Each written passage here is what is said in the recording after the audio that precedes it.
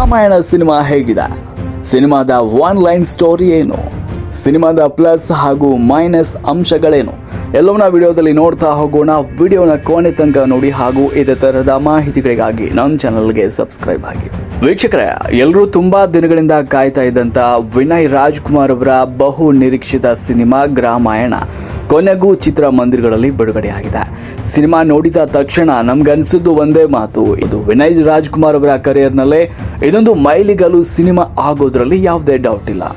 ನೀವೇನಾದರೂ ಥಿಯೇಟರ್ಗೆ ಹೋಗಿ ಭರ್ಜರಿ ಮಾಸ್ ಆಕ್ಷನ್ ಡೈಲಾಗ್ಸ್ ಫೈಟ್ಸ್ ನಿರೀಕ್ಷೆ ಮಾಡ್ತಾ ಇದ್ರೆ ಈ ಸಿನಿಮಾ ಖಂಡಿತ ಆ ಥರ ಇಲ್ಲ. ಆದರೆ ನೀವೇನಾದರೂ ಪಕ್ಕ ಹಳ್ಳಿ ಸೊಗಡು, ಕಣ್ಣಿಗೆ ತಂಪು ನೀಡೋ ಗ್ರಾಮೀಣ ವಾತಾವರಣ, ಕುಟುಂಬದ ಭಾವನೆಗಳು ಮತ್ತು ಮನಸ್ಸಿಗೆ ತಾಗುವಂಥ ಒಂದು ಅದ್ಭುತ ಕಥೆಯನ್ನು ಇಷ್ಟಪಡೋ ಹಾಗಿದ್ರೆ ಈ ಸಿನಿಮಾ ನಿಮಗೆ 100ಕ್ಕೆ 100ರಷ್ಟು ಇಷ್ಟ ಆಗುತ್ತೆ.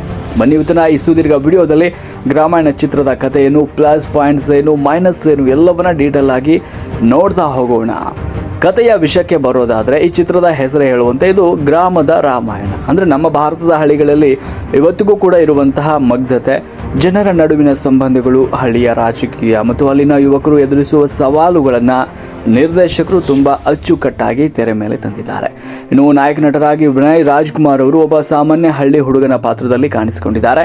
ಊರಿನ ಜನರ ಕಷ್ಟ ಸುಖಗಳಿಗೆ ಸ್ಪಂದಿಸುವ, ತನ್ನ ಹಳ್ಳಿಯನ್ನ ಪ್ರೀತಿಸುವ ಹುಡುಗನಿಗೆ ಕೆಲವು ಪರಿಸ್ಥಿತಿಗಳಿಂದಾಗಿ ಎದುರಾಗುವ ಕಷ್ಟಗಳು, ಭಾವನಾತ್ಮಕ ಏರಿಳಿತಗಳು ಮತ್ತು ಅದನ್ನ ಆತ ಹೇಗೆ ಎದುರಿಸ್ತಾನೆ ಅನ್ನೋದು ಈ ಸಿನಿಮಾದ ಮುಖ್ಯ ಎಳೆ.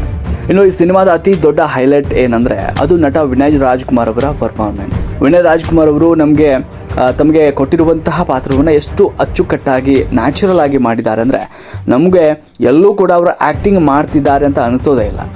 ಯಾವುದೇ ರೀತಿಯ ಅತಿರೇಕ ಇಲ್ಲ, ಅತಿಯಾದ ಹೀರೋಯಿಸಮ್ ಬಿಲ್ಡಪ್ ಕೂಡ ಇಲ್ಲ. ಪಾತ್ರಕ್ಕೆ ಸಂಪೂರ್ಣವಾಗಿ ಜೀವವನ್ನು ತುಂಬಿದ್ದಾರೆ ಅಂತ ಹೇಳ್ಬೋದು. ಅದರಲ್ಲೂ ವಿಶೇಷವಾಗಿ ಸಿನಿಮಾದ ಎಮೋಷನಲ್ ಸೀನ್ಗಳಲ್ಲಿ ವಿನಯ್ ಅವರ ಕಣ್ಣುಗಳು ಮತ್ತು ಹಾವಭಾವಗಳು ಪ್ರೇಕ್ಷಕರ ಗಮನ ಸೆಳೆಯುತ್ತವೆ.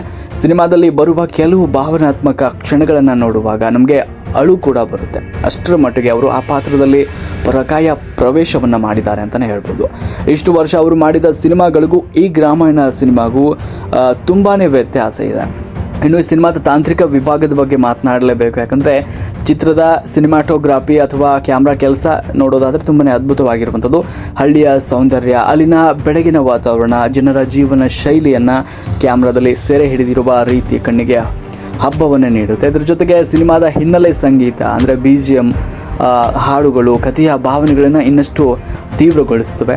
ಇನ್ನು ಪ್ರತಿ ಎಮೋಷನಲ್ ಸೀನ್ ಬರುವಾಗ ಕೂಡ ಮ್ಯೂಸಿಕ್ ಪ್ರೇಕ್ಷಕರ ಹೃದಯಕ್ಕೆ ನೇರವಾಗಿ ಮುಟ್ಟುವಂತೆ ಮಾಡುತ್ತೆ. ಇನ್ನು ಯಾವುದೇ ಸಿನಿಮಾದಲ್ಲಿ ಪ್ಲಸ್ ಇದ್ದಂಥ ಕೆಲವು ಸಣ್ಣ ಪುಟ್ಟ ಕೊರತೆಗಳು ಕೂಡ ಇದೇ ಇರುತ್ತವೆ.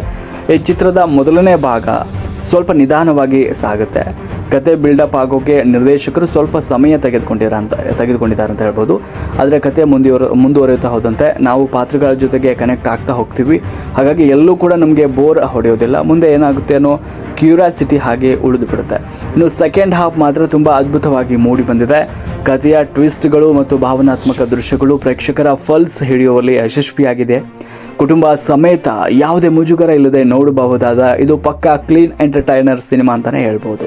ಒಟ್ಟಾರೆಯಾಗಿ ಹೇಳ್ಬೇಕಂದ್ರೆ ರಾಮಾಯಣ ಚಿತ್ರ ಹಳ್ಳಿ ಸೊಗಡಿನ ಕಥೆಗಳನ್ನ ಮತ್ತು ಕೌಟುಂಬಿಕ ಮೌಲ್ಯಗಳನ್ನ ಇಷ್ಟಪಡುವ ಪ್ರತಿಯೊಬ್ಬರು ಒಮ್ಮೆ ಥಿಯೇಟರ್ನಲ್ಲಿ ನೋಡಲೇಬೇಕಾದ ಸಿನಿಮಾ. ಚಿತ್ರತಂಡದ ಪ್ರಾಮಾಣಿಕ ಪ್ರಯತ್ನಕ್ಕೆ ನಮ್ಮ ಕಡೆಯಿಂದ ಒಂದು ದೊಡ್ಡ ಸಲ್ಯೂಟ್. ನಮ್ಮ ಚಾನಲ್ ಕಡೆಯಿಂದ ಈ ಸಿನಿಮಾಗೆ ನಾವು ಕೊಡುವ ರೇಟಿಂಗ್ ಏನಂದ್ರೆ 5ಕ್ಕೆ 4.5. ಸ್ನೇಹಿತರೆ, ನಿಮ್ಮಲ್ಲಿ ಯಾರ್ಯಾರು ಈಗಾಗಲೇ ಈ ರಾಮಾಯಣ ಸಿನಿಮಾ ನೋಡಿದ್ದೀರಾ, ನಿಮಗೆ ವಿನಯ್ ರಾಜ್ಕುಮಾರ್ ಅವರ ಆ್ಯಕ್ಟಿಂಗ್ ಹೇಗೆ ಅನಿಸ್ತು ಅನ್ನೋದನ್ನು ಕಮೆಂಟ್ ಬಾಕ್ಸ್ನಲ್ಲಿ ತಪ್ಪದೇ ತಿಳಿಸಿ. ಇನ್ನು ಯಾರು ಸಿನಿಮಾ ನೋಡಿಲ್ವೋ ತಕ್ಷಣವೇ ನಿಮ್ಮ ಹತ್ತಿರದ ಥಿಯೇಟರ್ಗೆ ಹೋಗಿ ಸಿನಿಮಾನ ನೋಡಿ ಕನ್ನಡ ಸಿನಿಮಾಗಳನ್ನು ಪ್ರೋತ್ಸಾಹಿಸಿ. ವಿಡಿಯೋ ಇಷ್ಟ ಆಗಿದ್ರೆ ಲೈಕ್ ಮಾಡಿ, ಶೇರ್ ಮಾಡಿ ಹಾಗೂ ನಮ್ಮ ಚಾನಲ್ಗೆ ಸಬ್ಸ್ಕ್ರೈಬ್ ಆಗೋದನ್ನು ಮರಿಬೇಡಿ. ಮುಂದಿನ ವಿಡಿಯೋದಲ್ಲಿ ಮತ್ತೆ ಸಿಗೋಣ. ಧನ್ಯವಾದ.